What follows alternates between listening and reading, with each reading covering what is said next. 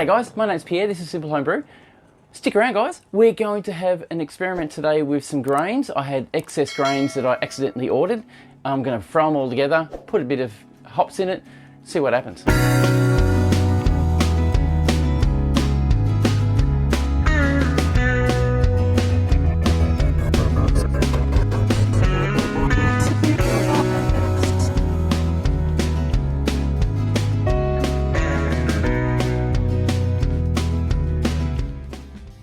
So what actually happened is I ordered some grains from Verhulsdonk, my local brew shop. And basically I gave them a list, which is on this bag here. I asked for 3 kilograms of Pilsner, 1 kilogram of Caramalt, 1 kilogram of rye, 500 grams of Carapils, and 500 grams of acidulated malt. And I told them, just shove it in one bag for me. Shove it in a bag for me. They did, the whole lot. And it's not their fault, it's my fault for not saying, can you please keep them separate? What I wanted to do was order those products and measure out my own measurements so I can grind it down to my specs. And it was a mistake on my behalf. So I am using those grains today to make a different brew that's got nothing to do with the brew I was going to make with them. I did order those grains again in separate bags. I am making another all grain brew with them.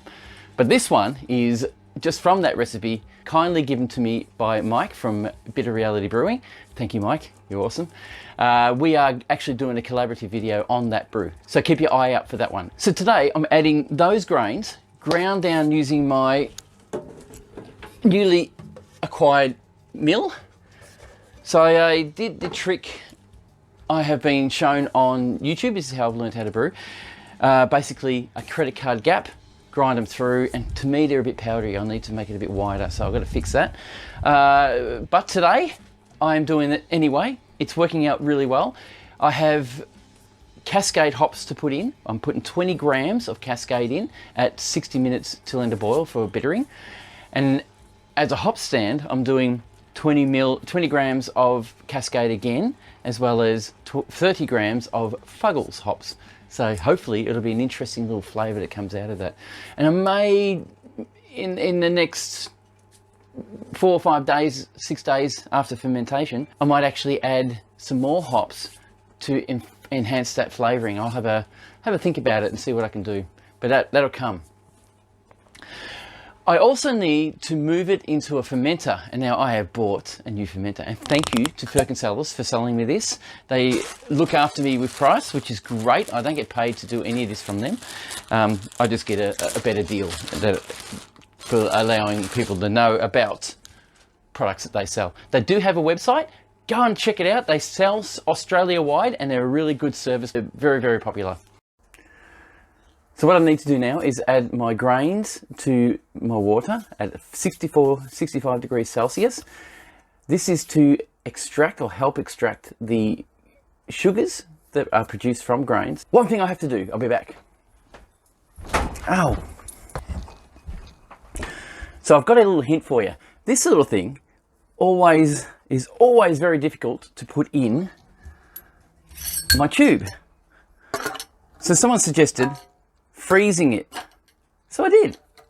And it works a treat. What happens is when you freeze this, it shrinks small enough to go inside the malt tube that is hot, which is expanded. So the interior will be good. But I better be really quick because it's going to heat up quick. So what I do, as you can see, I've dropped some grains in here accidentally. So the malt pipe.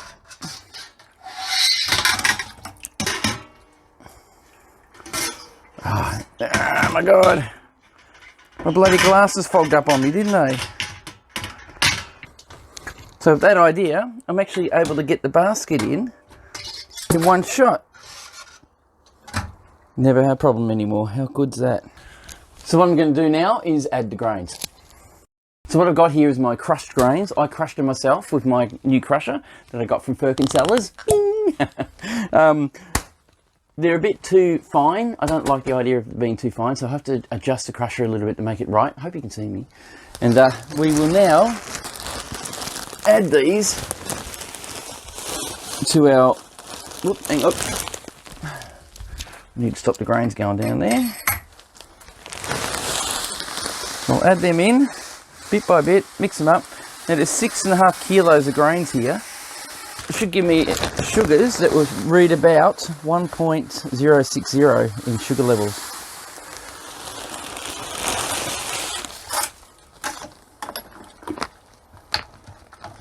Now, as you can see, I'm mixing it as I go.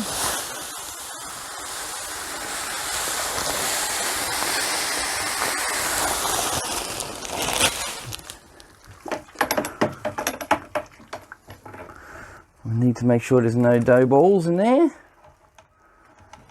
Now, I've just figured something else out too. Because I've got grains inside my main water, nothing in there, I am going to pump it without the basket on top for about 5 minutes, just to make sure there's not too much in the actual water when it clears out. Anyway, so we'll mix that in nice and evenly, get it over all through. You don't want dough balls. That's what we're looking for. I've never really had any dough balls, and people have talked about, oh, is that one there? Nope. People have spoken or talked about it before, but I've never seen it. So it's a nice smell. It's always a really nice smell when you start doing this. Okay, that's in 23 litres of water at the moment at 65 degrees Celsius. So I'll quickly start the pump up. I'll quickly put this on and just pump a little bit through to clear it out a little.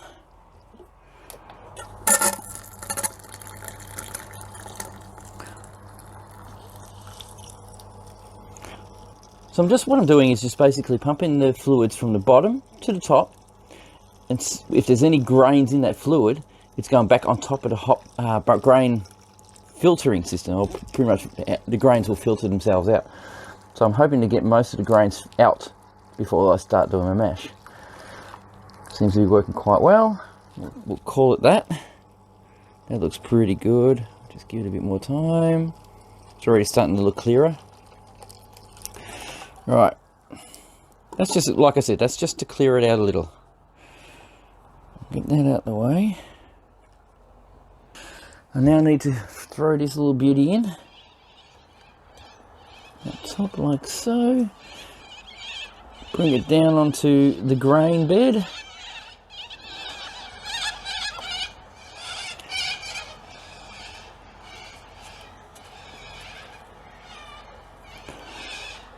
Like so.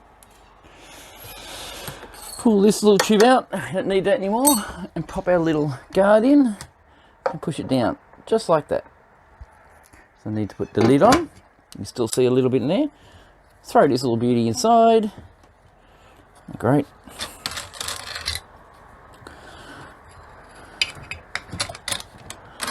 Here's something I learnt, guys. When you're putting this tube in, have it like this. Have it so it just sits like that. That way it'll rotate the water and just run it over the top. I did cut it a long time ago and make it shorter, but that's not a good idea. So I run the pump, and you can see how fast the fluid is running at the moment. We need to reduce that speed so as it doesn't fill up too quick. So I close the tap just like that.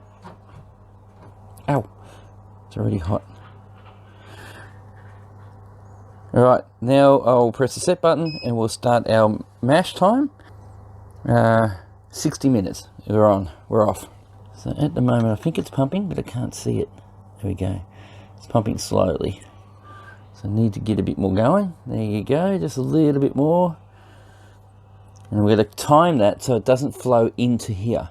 So if it flows into here, all these grains are going to go in on your mix. So I'm basically allowing the flow to run through slowly so that the grains will filter all the muck out, and eventually this will be clear. Alright, so I'm going to let that steep for 1 hour, and once it's done its steeping, we'll turn her off, we'll mash it out at 75 degrees Celsius, and then do a sparge. We'll see you soon.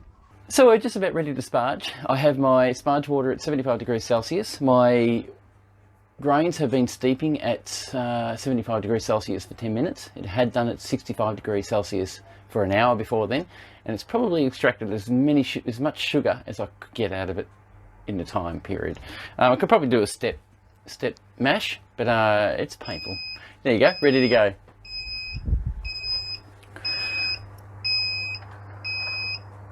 Okay, we're going to start our sparge. Pumps off. Remove our little thing here. Look at that. Actually come out much clearer, which is great. Isn't it? It's great. All I need now, on this camera should see it coming up. Grab my little handle, pop it in here. Now it's going to be heavier. I did a brew recently. It was about 4.5 kilos and it's so much easier to pull out of the basket. But when you get to 6 kilos, it gets heavy, and I don't have my pulley system. So my back's fine. Why won't it come out? Something I never noticed before. That wasn't so bad actually. It was pretty easy going. We'll let that drip, and I'll start getting my 75 degree fresh water from my DigiBoil, and I'll start pouring it over the top. I've got 13 litres of sparge water to place on this right now. So once I've done my sparge, I'll get back to you and we'll get straight onto the boil.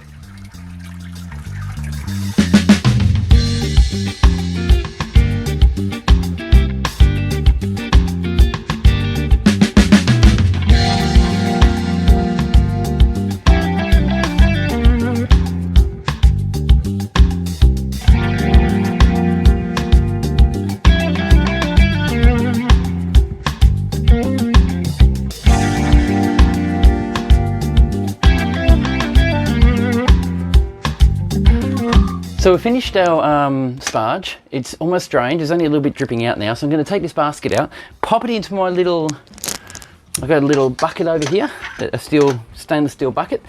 Now lift that out. Oh, it's much lighter now. And any of the excess dripping that will come off that will be thrown in here with the rest of it. So looking forward to getting the boil started. So the system is ready to boil. It's at 95 degrees Celsius. So all I need to do now is press the set button, and it will now go to boiling point. So I have to stay here and keep my eye on it. There are a lot of proteins on top. You can see the foam already. It's probably going to foam up. I'm a bit reluctant to use anti-foam, so only because it's silicon based, and you know what silicon is not really good for you. But a drop of it wouldn't do any harm, but I still don't like the idea of using it. Bloody flies. So for now, we'll just let it boil, bring it to the boil. I'll do a time lapse on the boiling and watch it boil, and we'll get back to you as soon as it starts boiling. Cheers.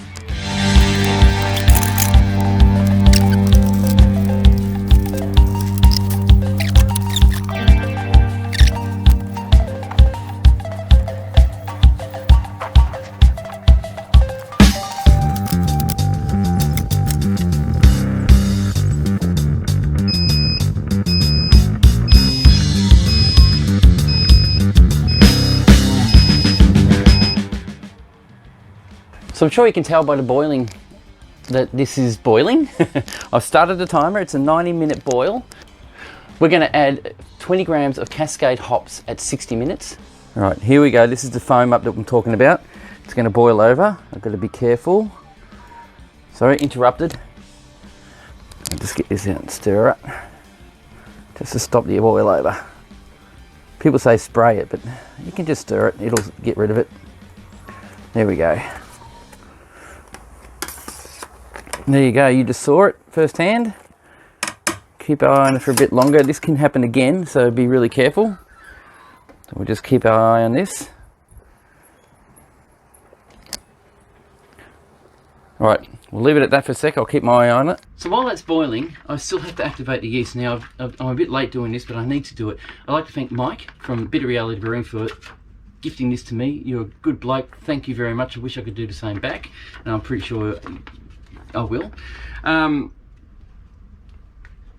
what we need to do is actually put this in the palm of the hand, find a little module that's inside, you can feel it, there it is there, and they said to put it into a corner. Where is it? Oh, where's there? I'll try a different spot. There it is, there. Put it into a corner and give it a slap and it will burst. That actually worked. That was loud, wasn't it? So we give it a shake, so it mixes through. What's happened is it's released either the yeast into the nutrient, and what's going to happen now at room temperature, 21 degrees Celsius, whatever, 70, I don't know what it is actually, 76 or something like that. It's going to basically eat the nutrient that's in there and start swelling. It will take about 3 hours to activate. Now, the reason I'm worried is because I forgot to do that, and it's already been, we've only got an hour before I have to start transferring it into the keg. But the biggest thing is I can leave it in the keg, let it cool a bit more before I actually use it, so it's not a big deal. So it's activated, it's already starting to get puffy, it's amazing. So I'll leave this sitting. So with this though, the reason why I'm using it is I'm using a part recipe made by Mike from Bitter Reality Brewing, and I have adjusted it a little bit for experimentation. And I thought I'll use this one because his brew was already listed as being a more fruity brew, which is nice. It's the way I like my beers. And this has a fruity ester with a bit of a spicy ester as well, a bit of notes, just mild together. And apparently they complement each other and they don't overbear each other, which is really nice to hear. It's really an all-rounder, and I'm sure it will make for a brilliant flavoured beer. I'm hoping this beer turns out nice. If it does, I'm going to keep the recipe and keep adding and subtracting parts that I want to improve on. My glasses keep fogging up. So when we get to 60 minutes to end of boil, I'll add 20 grams of Cascade hops. And when we get to 90 minutes, I'll add a hop stand of 20 grams of Cascade and 30 grams of Fuggles. So I hope this flavour comes out really nice. So I'll see you when we're at 60 minutes to end of boil. Cheers. I'm adding 20 grams of hops. I'll turn the buzzer off. So I'll measure my 20 grams out. Now this is 20 grams of Cascade hops over here. I'm throwing it into the hop basket, hop spider. So there you go, we've got our Cascade hop edition. It's done, it's ready to go. It is going to make a big difference to the bitterness of the beer. So we'll see how we go with that. And I'll keep this recorded so next time I make something like this, I can change it to suit my flavour profiles. So we'll just wait another 60 minutes to do our hop stand with 20 grams of Cascade and 30 grams of Fuggles. So we're ready for our hop stand. This is 30 grams of Fuggles and 20 grams of Cascade. We're going to do this as a hop stand. I'll stop that beeping. Add my hops into my basket here. There we go. Give it a shake around to make sure that it's gone through properly. You should add to some flavours hopefully and make it nice. We'll look forward to it. We'll leave that there for 10 minutes until it reaches 90 degrees Celsius, and then we'll start cooling it down. We'll start cooling it down. It looks like we've reached about 23.5 litres, so that is almost spot on for the literage. So while that's sitting there, I'm going to set up my counterflow cooler. I'll put the lid back on, just like that. Might not work with the, maybe, yep, it will. Put the hot basket in there. I thought it wouldn't work, but it will.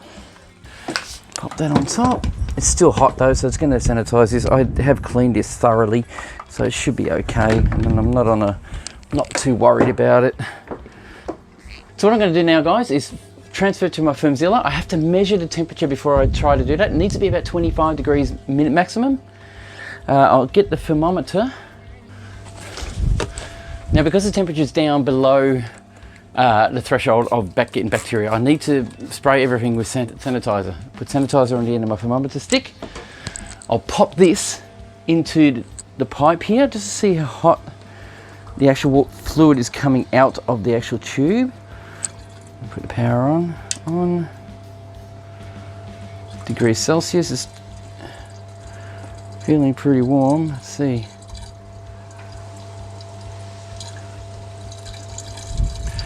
All right, it's about 28 degrees Celsius, so it needs a bit more time to cool. Yeah, it's still at 30. Tasty though. Tastes good. Okay, so it's at 30 degrees Celsius coming out of the pipe, 30 degrees Celsius at the moment. So I have to wait for a bit longer to cool it a little bit more. Shouldn't take too long. When the gauge on my boiler reads around 60 degrees Celsius, it should be cool enough to actually transfer to my Firmzilla, because the watt coming out of the pipe is only going to be about 21 degrees Celsius. We're on it. Our groundwater is about 21 degrees at the moment, 21 degrees, so it's not going to get any cooler than that. Okay, I think it's safe to transfer now. So I'll just stop the pump for a sec, grab my transfer pipe, this bloke, and we'll pop it into our Firmzilla all-rounder, and we'll crank it.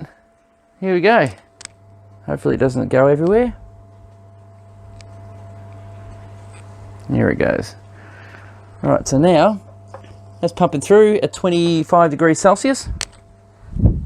I will put some covering over it because it is windy outside and it's coming through the window, and also I don't want the pipe to come out.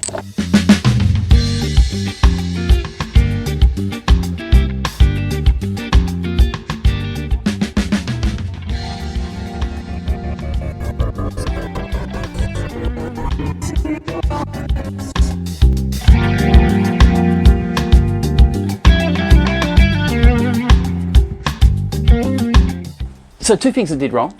I forgot to put a Warflock tablet in, so that didn't help with the cloudiness of the brew. And I didn't do a whirlpool, which kind of makes all the grains go to the center. So when I do transfer it, you get the freshest, clearest wort, but it doesn't matter, it'll work out anyway. This is it. I'm gonna leave it for probably a couple of hours just to let it cool before I pitch my yeast. Basically it's 26, 27 degrees Celsius at the moment. And the problem with that is it might kill the yeast. The yeast is good for about 18 to 22 degrees Celsius. I'm going to ferment it out at 18 degrees. So bear with me guys, we're nearly there.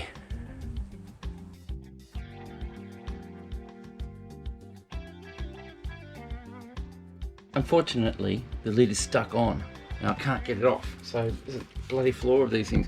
I saw Mike having a bit of a mild talk about how he doesn't really like them. And I'm gonna have to agree. This lid isn't even going to want to come off. I tried pulling it with my finger, pulling this lid up, and it won't come out. So what I'm going to do is leave it on now, cut this guy open. Oh, you can smell it. The yeast is there, it's actually doing its stuff. I'm going to pour through the little hole at the top, and that's activating. I'm going to actually throw the yeast in there so it works.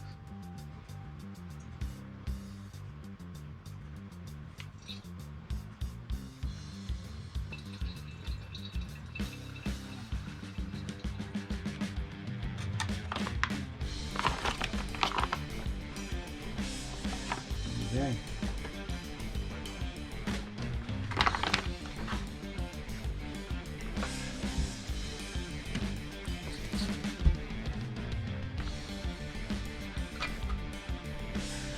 Stir that as best I can. So the yeast is pitched. I couldn't get the lid off. I'm hoping I can at the end. It's a bit of a worry. So guys, I'll be doing a comparison video on this compared to Bitter Reality's recipe to the one I just made up, and I'll give you an idea in the differences in flavours. That'll be coming up in the next month or two, so look out for that. Once it's up, I'll pop a caption up here to let you know it's ready.